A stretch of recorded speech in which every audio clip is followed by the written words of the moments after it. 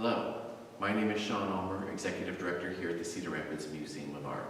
And even though the museum is closed to help contain the spread of the COVID-19 virus, we wanted to share with you some of the works in our current temporary exhibition, Across the Atlantic, American Impressionism Through the French Lens. We borrowed this exhibition from the Reading Public Museum in Reading, Pennsylvania to help kick off our 125th anniversary year. And we wanted to share some of those works because you're not able to come and see them yourselves. I'm standing in front of a work by Fulton Folinsbee called Winter Nocturne. And it is a typical American Impressionist work, but it is different from many of the other works in the exhibition for a couple of very distinct reasons. It is a winter scene, and there is a whole wall of winter scenes in the exhibition, but this is the only night scene in the entire exhibition, and night scenes were relatively rare in American Impressionism. Another interesting aspect about this particular work, it is a work that we selected specifically to help acknowledge the important contribution of one of our former board members. Earlier this year in January, we lost a member of our Cedar Rapids Museum of Art family, a board member, Follinsbee, who passed away unexpectedly at the age of 65. His family asked that in lieu of flowers, people would donate to the Cedar Rapids Museum of Art, and many wonderful donors did that. And as we were putting this exhibition together, we wanted to acknowledge those donors and Phil's contribution in a meaningful way by including them on the label that accompanies this exhibition piece.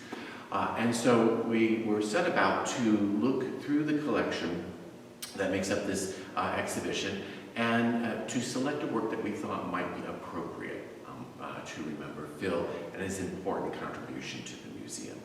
And it was a difficult choice because I don't know which piece Phil would have chosen himself. Unfortunately, he had passed away before the show was ready for viewing. And so it was very difficult to kind of choose a particular work for him. But this work stuck out because it is so different from many of the other works in the exhibition. And I think Phil would really have enjoyed the difference of this particular work. Another aspect of this work, being a night scene with dramatic lighting, reminded me a little bit of the work of Francisco Goya, who we know Phil admired greatly. He owned a number of Goya prints, and Goya's work, Goya was an artist, a Spanish artist, working in the late 18th, early 19th centuries, and a lot of his works, both his paintings and his prints, have dramatic lighting in them. Sometimes you see that light source in the work itself, and then sometimes that light source is outside the picture frame. And in this case, you have that here. Here you have a landscape where the light source is coming probably from a window, because you have these lines here, which seem to reference the edges of panes of glass, that are spilling light onto the snow, illuminating the scene. It's off to the viewer's right and somewhat behind the viewer. So it's an off-canvas light source that helps to, again, illuminate the scene. And this was a device that many artists used, especially for night scenes or for dark scenes, and certainly something that Goya used as well. And so this work stuck out because of that sort of relationship to Goya as the work that we selected specifically for Phil.